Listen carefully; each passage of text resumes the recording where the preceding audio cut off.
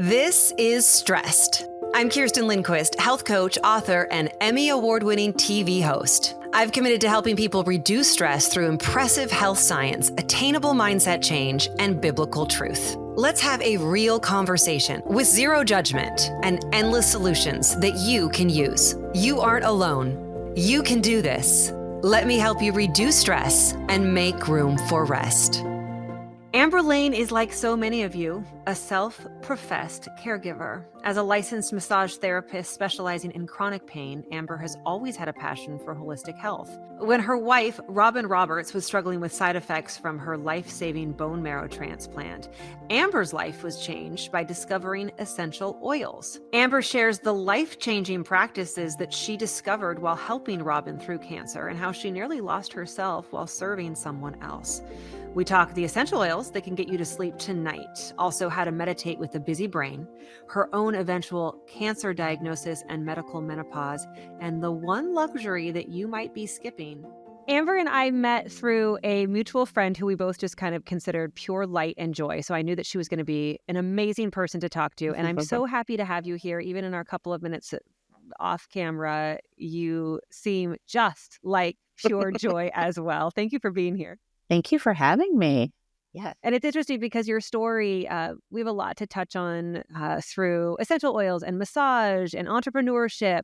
But I think that this idea of you were a caregiver for a very, very long time and then a patient yourself is something that so many of my viewers and listeners really resonate with, because I think at heart, we are all, most of us, a lot of us women, servants, and we care for others and then let ourselves go.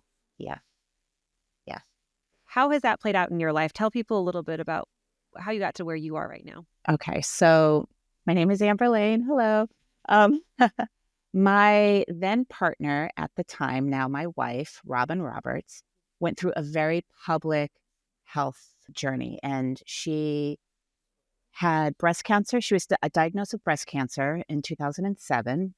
And then her treatments, her life-saving treatments for breast cancer, led her to having a bone marrow transplant because of myelodysplastic syndrome. And what that meant is she would need a life-saving bone marrow transplant. So throughout the whole time, through her breast cancer treatment, we were still very new in our relationship. And it was very I was behind the scenes caregiver. And what does that mean? I was stepped into a role that I didn't even know how to do or what to do, but I just innately just did what I know how to do best. And that is take care of the person I love the most without any strings attached, I just did it from the heart. It really came into play when she was going through her bone marrow transplant. And that was really difficult. It was tough. It was 30 days in the hospital. Wow. And then it led 6 months after when she was home. And this put me into a position where, I'm a very shy person. I was more shy back then. And I had the role of being the gatekeeper, as we called it, for anybody who entered her hospital room. I had to keep her, her family, her colleagues, friends, everybody in a place of peace. And then all of the internal stuff I took, all the deep, dark times I kept to myself. I didn't let people see her at her worst. I really made sure that her best interest and her comfort was my number one priority. And it made me, and it allowed me to step into my power that I really didn't know I had. And keeping her comfortable, getting the family organized that was just my number one goal. And so through that time, do you feel like you thrived, or did you wilt a little under the pressure? I did a little bit of both. During the bone marrow transplant, that's where my caregiving skills really came into play. And it is very important, if any of you out there are caregivers at the moment, the number one thing I say is take care of yourself. Yes. Very much like, when you're on the airplane and they say, put on your oxygen mask before you help others. That is so true. I was not taking care of myself. And because I took on so much and it was new waters to navigate, I kind of cracked. And it was at a point during her treatment where I was in the elevator and I was leaving, and I will never forget this. I was in the elevator with another nurse, and she just looked at me and she's like, "How are you doing?" And I lost it. I just became a puddle. She escorted me out of the elevator onto the floor. She held me. She just made sure everything was going to be okay. And then I realized I have got to take care of myself. It's fine to be there 100%, but you also have to let others help as well. And I wasn't taking care of myself. I wasn't eating properly. I wasn't exercising. I wasn't moving. I wasn't doing anything until I realized, like, wow, I really have to. So that is like one thing as a caregiver, please take care of yourself, whatever that might be. Did you find a sense of guilt, though? I think I hear that a lot from women is, yes, I know I'm stressed out and I know that I've gained 10 pounds and now I'm getting sick and all of that, but it's not as bad as, for you, not as bad as your now wife, as your partner. It's not as bad as my mom who's going through dementia. So I can't really take care of myself because I have to take care of them. Yes. I think that's why we don't in the beginning, or I didn't in the beginning, because how can I worry about me when she is, in the hospital, she's getting chemo, she's getting this. How can I worry about myself? But it is so crucial.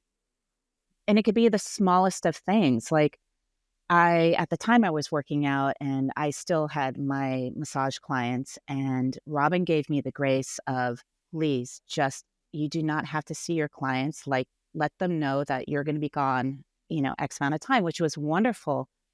But during that time, even if it's just like a small walk or a yoga class, whatever it is, the smallest thing, please do it for yourself. And we as women, we're natural, like we feel guilt on everything, everything. So that did play in the beginning. And then when you break down and it all just comes crumbling around you, you realize, yeah, you need to take care of yourself. So there is a little bit of guilt, but it shouldn't stay with you. No, we've got it. There's no place right now, especially in our times of life. And we talk to a lot of women on this podcast, 40s, 50s, 60s. You're going through your own things like perimenopause and menopause as well. We have to get, and there's that guilt. There's also the servant's tendency of helping other people. We have to figure out how to navigate that and take care of ourselves. Yeah. Something that I heard you say on a different podcast really got me. Your sleep was destroyed. Talk to me about that. And what did you do? Well, I developed like a sleep. I don't even know how to put into words. It was awful. I was so stressed out. I got addicted to pain pills. Not pain pills, sleep pills, and really heavy stuff. I wasn't sleeping, and that destroyed me. And so sleep is. I've always felt that sleep is the foundation of your next day. It is. And through the stress of taking care of Robin, through the stress of handling, just the stress of all of it, I wasn't sleeping. And so, someone gave me a really heavy duty sleep med, and I became addicted. So that led to later on down to develop a phenomenal sleep product in my business, Plant Juice Oils. You tell us a little bit about that. So out of this, you needed to help yourself, but also Robin. Yes. So when Robin was finished with her bone marrow transplant, she was left with severe stomach issues and just a lot of like side effects. Even though this bone marrow transplant saved her life, she still had a lot of side effects. And my mission was to help her find something holistically. And then I was introduced to essential oils, and I kind of, as a massage therapist, I would use essential oils, but I really didn't know what I was doing. It was like, put a little lavender on my hand and have my client, take a whiff before and inhale and then, and then drift off. But little did I know, like, I didn't know what I was doing. I didn't understand quality of oils. So I was introduced to essential oils through a friend, and it just all seemed so overwhelming at the time. So I tucked them away in my room. I ran out of this crazy sleep med that I was addicted to. And I was like, you know what? I'm just going to diffuse lavender and cedarwood. Let's just see what happens, right? So I diffuse it at night, and I got the best night of sleep. I was like, wait a second, this is a little odd. I'm just really tired. Let me try it again the next night. So I did it again, and I slept really, really well. And so lavender is, I mean, she's like the mother of all essential oils. She is great for skin, sleep, relaxation. She is just wonderful. She's one of my favorites. And then cedarwood, you put cedarwood in there, and it's like this extra layer of really just helps relax. It opens up the mind. So you dream. I love dreaming, and I'm a vivid dreamer. And so this just kind of unlocks everything. And then the two together are incredible. And so yeah, that's that. Those were my two oils that led to, wow, these are really incredible. Then the next day I went down to the dog run and shared my stories with, we had the dog run here in New York City is where people go and they take their dogs to the park and they let them run around. And I was on a schedule at 9:30 in the morning and our usual people. And that's when I was sharing how well these oils worked for me. And that's when I met my business partner in the dog run. It's amazing. It's amazing how it's a everything wild story, comes together. Yeah. And also proof that there is such joy that can come out of pain. Yep. And that for me, it's God or your higher power can use whatever you're going through to get to where you are now. I want to go back to lavender and cedarwood because sleep is the foundation. Is one of the four main components of our wellness, and the very first one is sleep. When I'm working with patients in my health coaching practice, that's the very first thing we'll work on, no matter what they're going through. We want weight loss, we're menopause, whatever. We're going to work on sleep absolutely first. So to that point, do I just get these two little yummy essential oils and diffuse them in anything, or are there different qualities or grades? Is there a manner? Like, please share wisdom. Yes. Okay. So essential oils, who knew? Just like with anything else, there are great quality and then there's not great quality. Any oil that you're working with through a company, you can always ask to see their COA. It's their like certificate of authenticity. And what that means is the oils are tested. They are third-party tested for molds, synthetics, perfumes. Okay. Back about 15 years ago within the industry, there was only a couple brands on the market and they weren't that great. And then you had your other brands that people were selling on their own. I feel now that we're getting so much more into holistic wellness, there's more and more better quality of oils. So how do you tell a good oil from a bad oil? Lavender has a very unique earthy scent to it. It's not too florally. And when you get a real pure oil, a real lavender, you want to stay away from ones that are filled with perfumes. Those give you the headaches. Those is kind of like, oh, I hate lavender. I use it. It gives me a headache or whatever. Most oils that are for retail and big box stores are not that great. They're diluted. They're filled with perfumes. But there are some beautiful companies, and you just want to, if you go and search, you just look for the COAs, and the company should be able to provide, and you want to look for no molds, no synthetics, no perfumes, and their testing will show you all of that. And people don't know that you can actually contact the company and ask for all of this information. Is it like other, I don't know, food grade things? Like, are we looking for organic? I know that they're not regulated, They're right? not regulated. So a company can say organic versus not organic. It doesn't make a difference. You want to look for the testing. And then diffuse them next to your bed in a diffuser? Next to any diffuser, next to your bed. Yeah. And then depending on the diffuser, you fill it up with water. And essential oils have like the bottle, and then there's two holes on the top with the big where the oil comes out, or one hole. You want to tilt it so that little teeny tiny hole gets air, and then it just slowly will drop out. Lavender is pretty much a thin oil, same with cedarwood. So you don't have to get it in your hands. Like a vetiver oil is very thick. But yeah, so you do a couple of drops and you do say like 2 lavender, 2 cedarwood. It's so good. Bergamot and lavender is actually my favorite combo together. Bergamot is a citrus oil. So you think it's going to be like, most people feel that citrus is uplifting and energetic, but the properties of bergamot is actually relaxing. So bergamot together with lavender is just beautiful. I love it. It's like going to be my alternative to a cocktail, since I no longer drink as I get into perimenopause because my body does not handle it. No. But I'm always looking for that thing, and to be able to sleep. Yeah. And to that point, so you launched into this very, very successful business, plant juice oils, but you came into helping women through perimenopause and menopause as a result of it.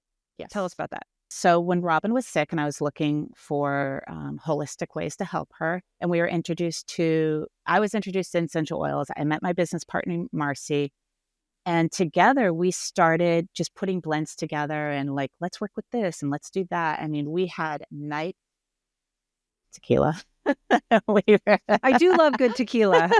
Back when I was drinking, it was tequila fueled. No. And so we started putting blends together ourselves. And then we would ask, our friends started coming to us like, oh, can you make me this? Can you make me that? And we found this pattern that our friends are sleep deprived, low energy, hot flashes, and very irritable and mood swings. And we're just like those were the 4 pillars of the foundation of what built plant juice oils. Like, oh my gosh, our friends are going through menopause. And this was 7 years ago when people were not talking about menopause. And it was kind of taboo to talk about. But we're like, let's just do it. Our people are sleep deprived and very stressed and sleep deprived. So going back to my sleep addiction to these sleep meds and not being able to sleep, that's how we built our formulation. It was like, if we could create something that I could sleep with without having to use meds, then we're onto something. And so that's where our Doze Off Sleep Roller came into play. And it is our number 1 cult favorite. It's just fantastic. And there's layers of oils. There's lavender, cedarwood, vetiver, marjoram. I mean, it's just like our blends are just layered. And we work with a chemist that helped put it together. But yes, so sleep was our number 1. And then we moved into stress because as you're going through perimenopause or menopause, our mood swings as hormones are, we're losing estrogen, everything's out of balance. Like, we are so irritable and stressed out. The smallest thing can set you off. And so we created Get a Grip. And Get a Grip is our stress roller. Simply roll it on the inside of your wrist, behind your ears. And how we describe it, it's like a gentle wave of calm just coming over your body. And it's a beautiful blend of lavender, ylang ylang, blue tansy, just to name a few. And Oh, hot flashes, we've got into hot, so then our cooling spray, which is peppermint, clary sage, lavender, you spray it on when you feel a flash coming and just cools the body down right away. And so in addition to essential oils, what practices do you use, have you looked at, do you recommend for that kind of daily stress relief that comes from life, but being in perimenopause, menopause, being a caregiver? So bodies are different. So everything that I may want or I use for myself is different for everybody. But what I do love is I meditate daily. I start the morning in meditation. And meditation can be daunting for some people. It's like, I can't slow my mind down. Like, what do I do? If you just approach it as quiet time, and even if you just find a little space in your home, whether it's a corner, a closet, wherever you can go and just have quiet time, just to relax the mind. Everything comes in clear when your mind is relaxed. You allow new thoughts, creativity. So I always start with meditation. I journal. I write down what I want, what I see, how I feel, like whatever. I just let the pen just freely move and always speak in present. Not I wish, I want, I this. I am doing this. It feels wonderful to have a successful business. It feels just comforting knowing I'm here helping my loved one through this, health journey, whatever it may be. So meditation, journaling, and then also I'd love to walk in nature. I'm in New York City. I'm fortunate to live right along the water in a park. So getting out into nature, whether you're in a city or wherever you are in your home, if you walk, nature cleanses everything off of you. It is like a natural cleanser of your aura. And I would say nature, meditation, and journaling are 3 that I use to help de-stress.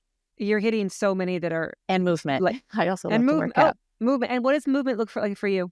For me, I love to lift heavy weights. I started out working out and doing like all the spin classes. I love a good sweat, but for me, movement is lifting weights.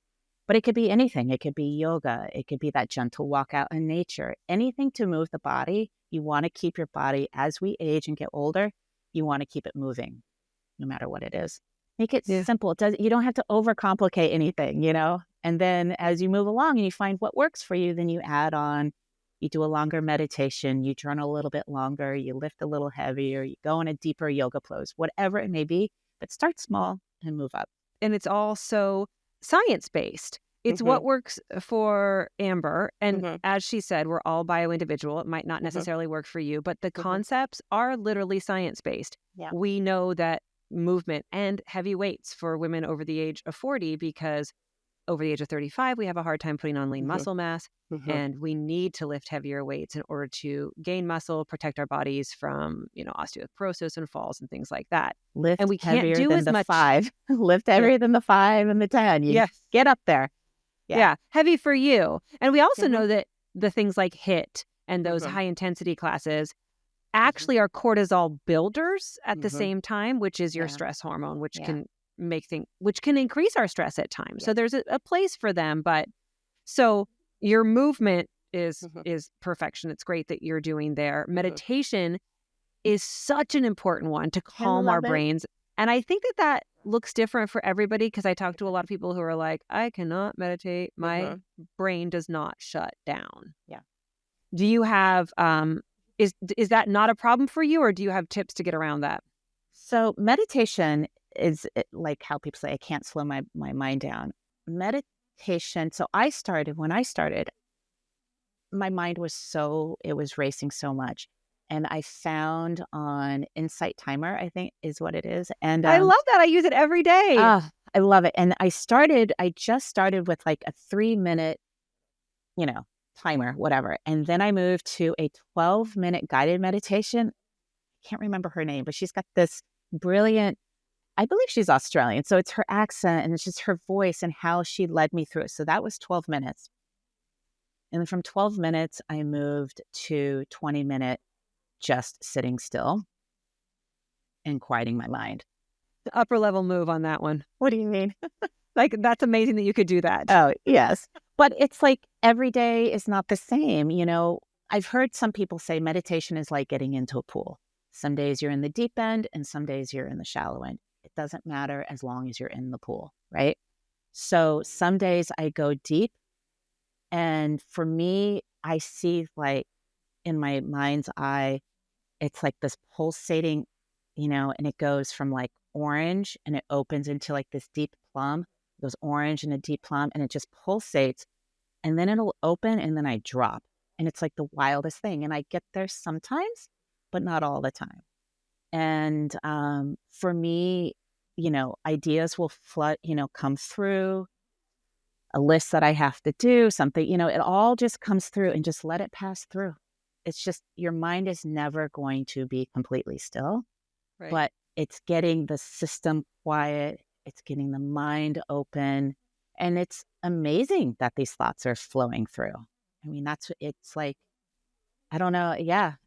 You don't have to go full in like, no, just quiet time. And as you practice it, however you do it, and with Insight Timer, you can start with 3 minutes. That's how I tell people to start, like 3 minutes of trying to be quiet, know, and a lot of people, and I'm one of them, like to be led through it. I love NSDR, which is non-sleep deep rest, or yoga nidra, and those are free on YouTube. You can get those as well. Those help me. But the practice of trying to quiet your brain is a payoff, just like meditation is. So if you think, oh, I didn't do it right, it didn't work. It did. Just the practice and training your brain is helping. And it's like you get I get excited that I get to have the moment to just have quiet is a gift. I mean, but we all have it, and we all get the same 24 hours in a day, right? And so just a little moment in time is so wonderful. Going back to sleep on Insight Timer, Kenneth Suarez is Mm-hmm. amazing. I fall asleep to his deep sleep meditations, and I hit play. I have them bookmarked, and what I do is when I go into the night, and I look at sleep and meditation, and I scroll, I hit that, and wherever it lands closest to where he is, I was like, oh, this is what I need tonight. And I hit play, and it's like he has the most amazing voice. And I just drift off to sleep, and it's affirmations, and it's amazing. Kenneth Suarez. Kenneth Suarez. Again, And it's free. there is no connection here. We just both love this Insight Timer. And, Yes. and I'm totally using this person He's tonight. I'm gonna have amazing. to He's give him a try. amazing. I love that you got descriptive about what you do when you meditate. So for me, when I try, I imagine almost like you cut my head like right through the center, like my brain, and then all I see is a still lake with like a mountain behind it. And then I also have like the image of the Lord there, and it's still, and I'm just kind of watching the still water. Like that's how I visualize it. Isn't it interesting how we all do different things? That is beautiful. Yeah. Yeah, it's really pretty. That's visual. That's really pretty. Yeah. I'm like, no, I just got pulsating. Like, Yeah, I'm just tripping out. And I like the dropping though. I want to try that one. It's cool. Yeah, it doesn't happen often, but when it does, it's fun. What's happening when you're meditating and why it's so important is you're moving yourself from sympathetic, which is fight or flight, to parasympathetic, which is rest and recovery. And that's what we need to be doing in order to get ourselves out of this constant stress. So meditation, quiet time, journaling that Amber's talking about. And we talk a lot about journaling on this podcast. It's very, very important. Also doing it before bed to get out all of the thoughts that might plague you while you're asleep and then wake you up. I will literally write down, because I journal in the morning about how my day is going to be and things I need to give to God. And then at night, I'll journal, okay, so I know tomorrow this is coming up, but I don't need to think about it right now. God's got it. Or I know that this happened today and I'm feeling a little blue about it, but it's okay. It's not something that I need to worry about right now. To literally tell my brain to stop thinking about it so that we can focus on sleep. Absolutely. That's so great. So important. I keep a dream journal next to me, and I'd say dream journal because like I said, I love to dream, but getting it out before you go to bed is awesome. Yeah. I wake up with, like, I call them downloads, and I don't know what happens to me, but I spring up, I sit like at a 90-degree angle. I mean, I just like, and I sit up and I'm like, oh gosh. And then it just starts coming in. I get the book and I just start writing all these crazy ideas, and it's like written all over the place. And I go back, I'm like, oh my goodness, somewhere in there is an idea. So yeah, it's great. You should, and I keep a whole separate, we're very similar, just of my dreams too. Because if you don't write them down right away, they will go away. They will. You will, that first thing in the morning, you'll have them. And there are nuggets of truth and future in there. Yeah. So it's important to write those down. Although I always warn people, please don't do it on a phone, because the first thing you don't want to do in the morning is look at a phone. Yeah. You want to have sun before screens. You want to have time to do some self-affirmation talking and tell yourself that, you're doing a great job. This is going to be a great day. Do your prayers, whatever it is, before you look at that phone and have a billion people screaming at you. It's hard.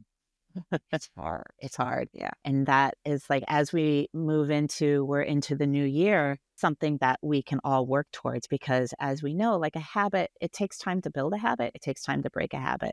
And so if you move that phone a little bit away and you wake up and, not reach for it and do your affirmations just a little bit by little bit, and then soon it will become a habit.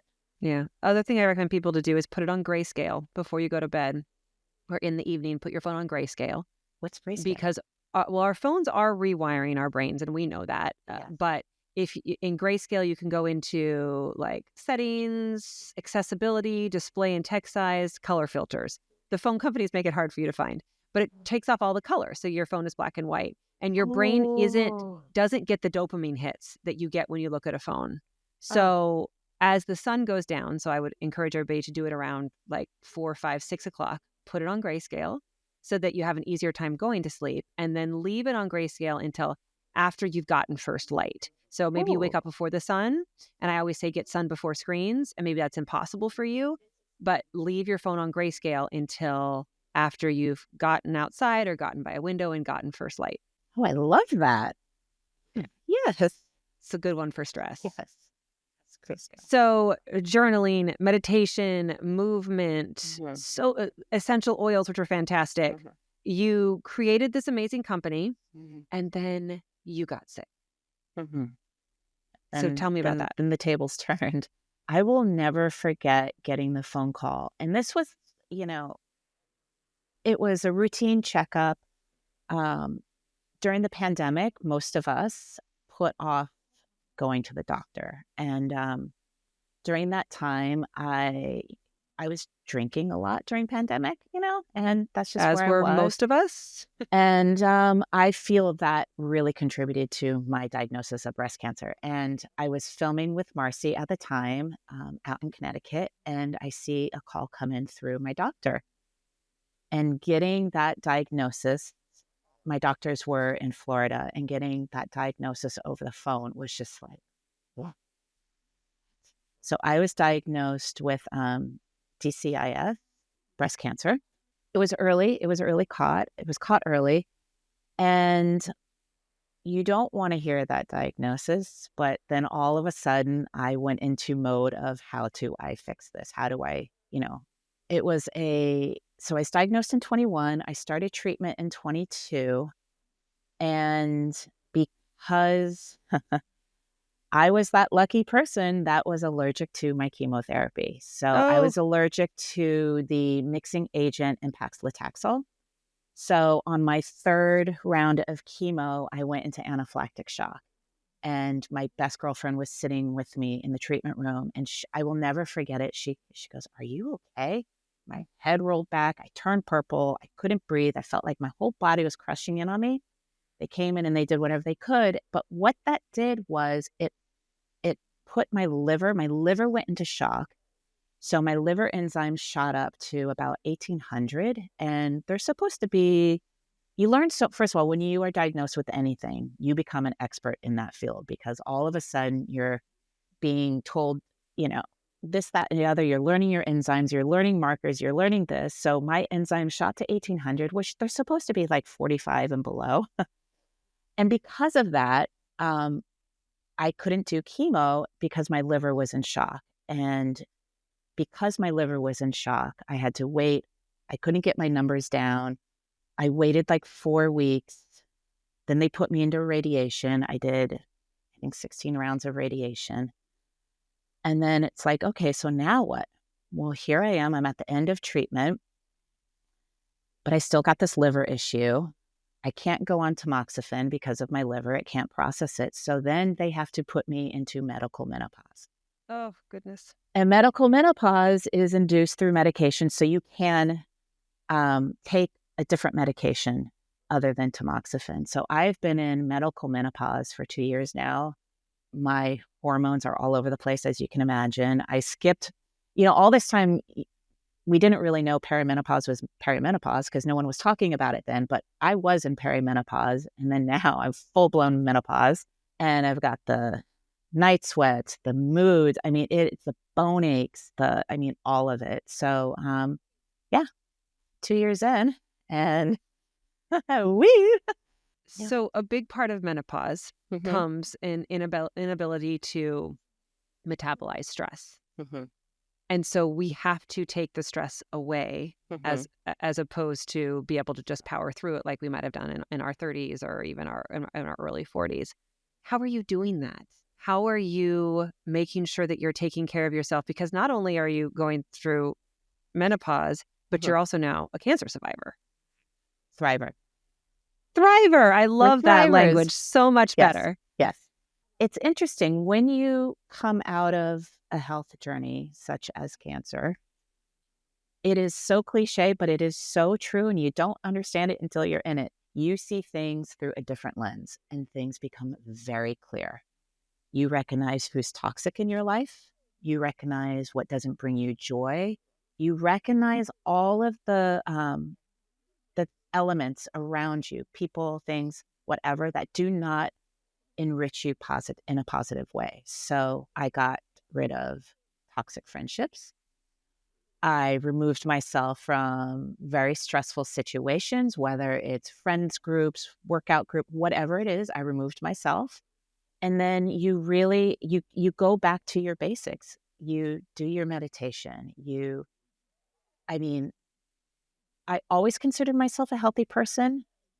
But in actuality, when they go through and the nurse is like, "Well, how many drinks a week did you have?" And you're like, "Oh my gosh, I'm like beyond this chart. Like what?" And it's like really brought in front of you, like, oh my gosh. So cut back the drinking tremendously. Really pay attention what is in your body, whether, the food, everything is super intentional now. And if I move with intention, with positivity, with intention, things start to fall into place all around you. So it's food, it's my sleep, it's the people, it's my environment, everything. I just started making little changes and it helps bring down the stress. I mean, cutting out the alcohol and sugar intake does wonders as well. Talk to me about that a little bit more. Yeah. What does your nutrition look like now? Post-diagnosis, I work with a phenomenal nutritionist, Rachel Beller. She's incredible. So she has me incorporating, because now I'm more like breast health. I still have to get my protein in because I do love to work out and I do that. So it's balancing the protein, the animal proteins with your greens, with your really deep, your greens, your lentils, all of it. So it just, what is it? It looks simple. It's a simple, we don't have to overcomplicate everything. And I love going out to restaurants. I love eating, but I also dread like, oh my gosh, you don't know what they're putting in, you don't know what they're cooking with. You think it's healthy. It's like drowned in all kinds of things. So I like to cook as much as I can, which I learned how to cook over pandemic, which has been great. So let's see, breakfast. I don't want to, it's different all the way throughout, but very simple and clean and not processed. Yeah. It's whole foods. It's from whole quality foods. soil. Yeah. People ask, what's the best diet that I can do? Is it keto? Is it carnivore? Is it vegetarian? Is it vegan? And I say it's whole foods from quality soil. And when you are having to eat from a package, which you really shouldn't be eating from a package, it's looking at the back of it, having 5 ingredients or less, 5 grams of sugar or less, and understanding where it grew, where those ingredients grew, so you can pronounce them like, oh, it's a date. I knew where that grew. Or where it mooed, it's an animal or that type of thing. You can visualize that. If you can't visualize it, it shouldn't go in your mouth. If you can't pronounce it, it should not go in your mouth. Rachel has taught me like single ingredient, like she's really phenomenal. Robin and I travel a lot, whether it's through work or through pleasure, but you're in the airport and there's just so much available to you. So if you go in and you look for the snacks, she's taught me how to look for a single ingredient snack versus a 5 ingredient, like overnight chia, whatever. But you think it's healthy, but then you turn that ingredients over exactly like you said. And it's like, oh, there's so much junk and garbage and sugar put into everything. Read the sugar, added sugars. Added sugars, yeah. Sugar that comes from, fruits and sweet potato, things like that. That's, where that grew. Yes. So that's what I'm all excited about. Everyone, discovering how fantastic cottage cheese is and versatile. And, all these, wild TikTok. And it's like, oh, wow, this is actually really good. And it works. Is there anything that's off limits to you, though, now that you're on the other side of this? It's like, no, I just can't have that in my diet. Well, the funny thing is, it's really weird. When I came out of treatment, like I said, I loved tequila. I have a tequila bar in Connecticut. I love, love, love, love, love. I came out of treatment. I cannot put tequila in my body. I cannot have a margarita. I cannot sip tequila. It just feels like fire water to me, which is interesting. It's so funny that you say that. So my second book, I have a chapter called Broccoli and Tequila.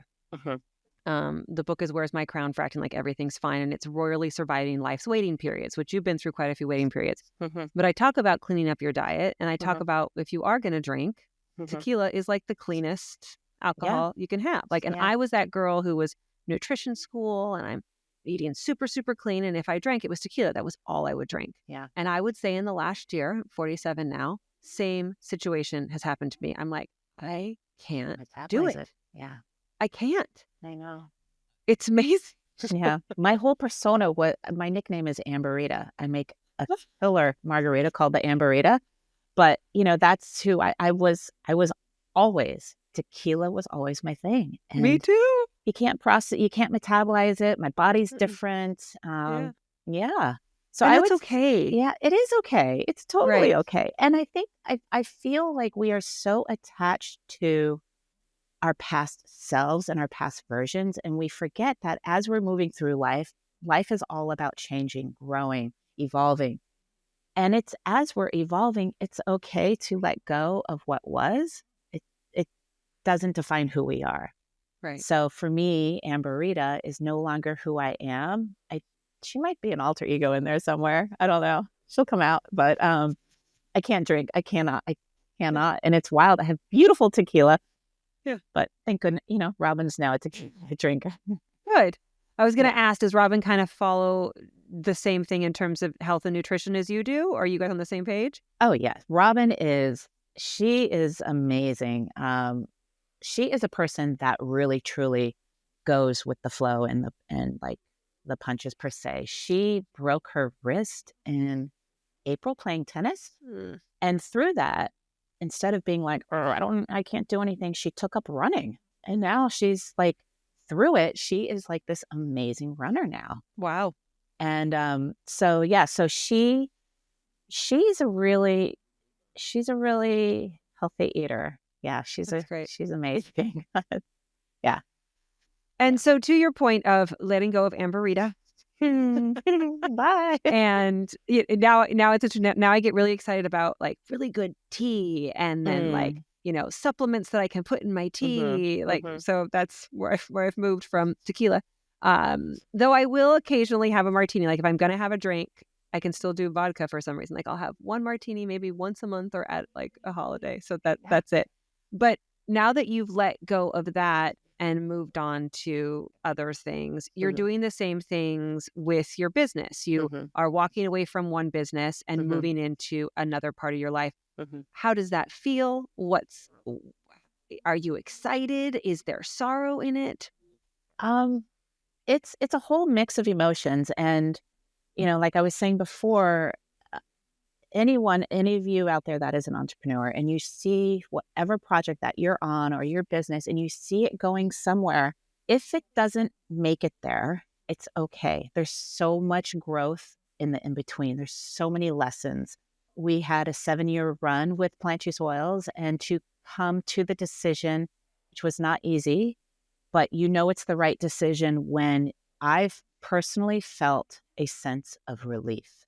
And it's like we could take a breath. And so I'm excited for what's next, because I always am a firm believer. Marcy's my business partner. We always talk about you are always being led to your next.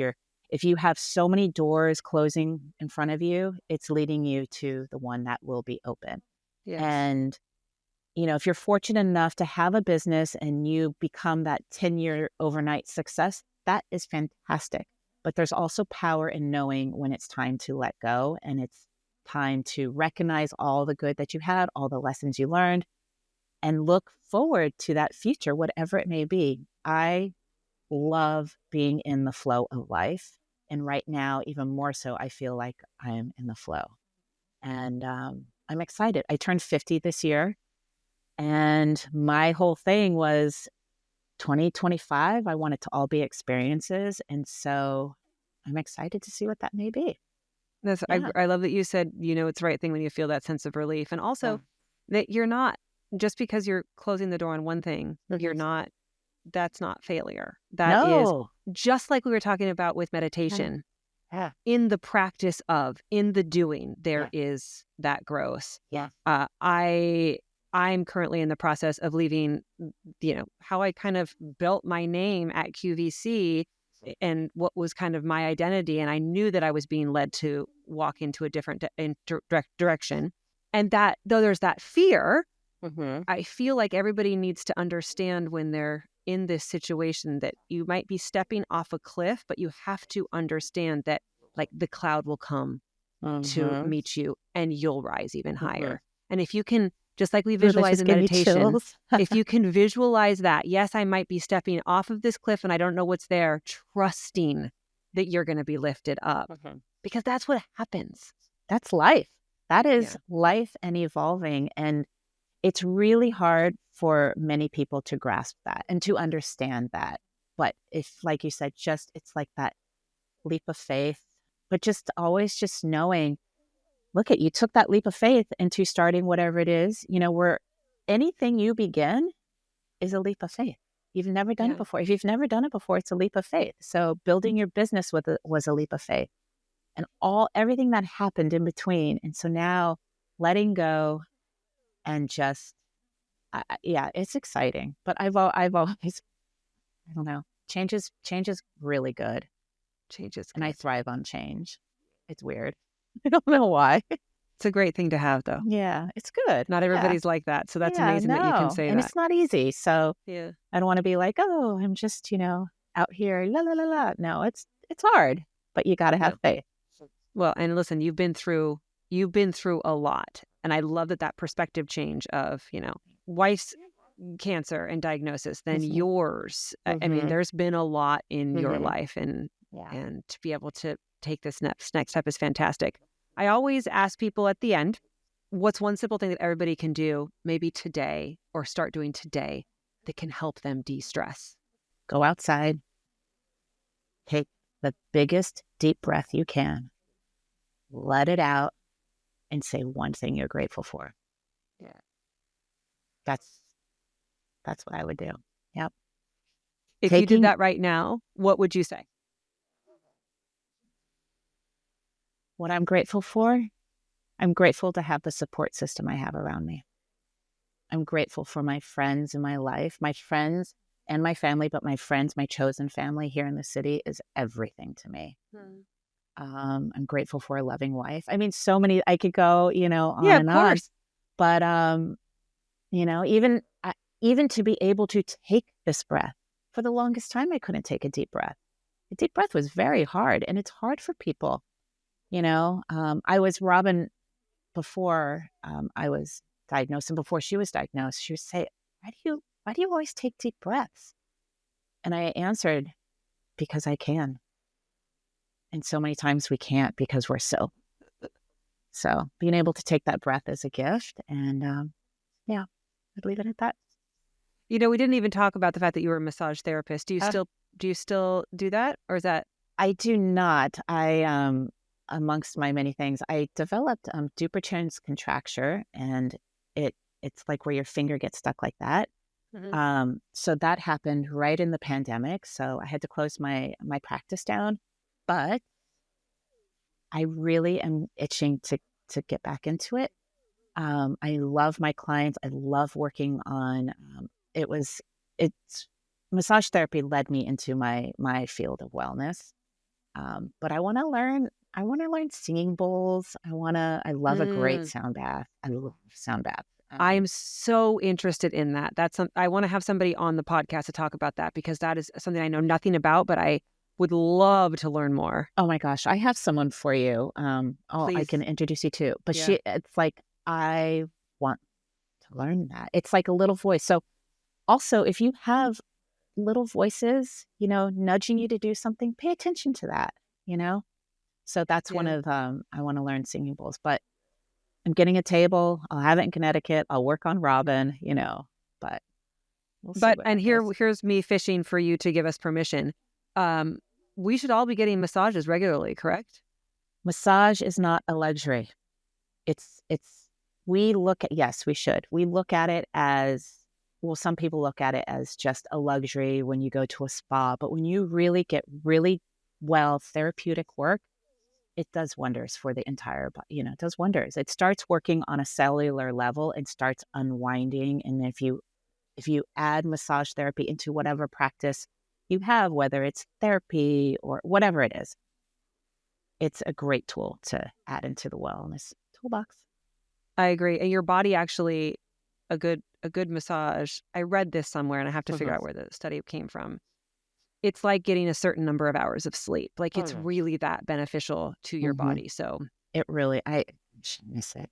I really Yeah. do miss working on my Here's clients. both Amber and I giving you all permission to go book a massage right after this podcast.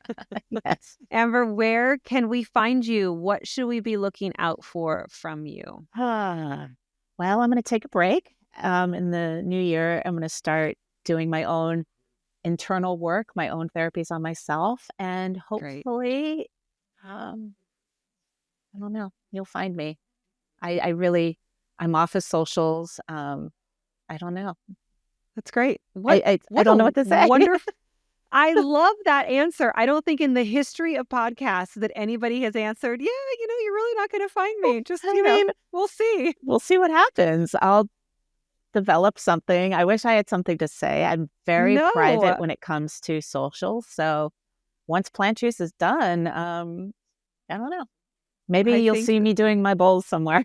Yeah, I truly think that might be the best lesson of this entire hour is how important that is for you in your time of life to not be everywhere. Yeah. Yes. Yeah. Great. Congratulations. You have been such an inspiration to all of us. Thank you so much for sharing your life and being so vulnerable and open, even as somebody who's self-professed, kind of shy and kind of private. So I really appreciate you. You are serving others just by speaking out. So thank you so much. This was such a pleasure. Thank you. Coming up on the next episode of StRest, I will explain to you what I did to the front of my refrigerator that has completely changed the stress levels in my life. I'm not kidding. It's an easy thing you can do right away, and it's one of the many takeaways you'll get from next week's episode when we welcome Julia Uppengay. She's the creator of the popular blog Rich in What Matters, and she has out a new book called Declutter Your Heart and Your Home. We're going to be talking decluttering, living a more minimalistic lifestyle, and how you can start to feel better right away. It's on the next great episode of StRest. Thank you for joining me on this journey to reduce stress and make room for rest. Remember, you're not alone. Keep coming back, share your story, ask for help, and give yourself grace.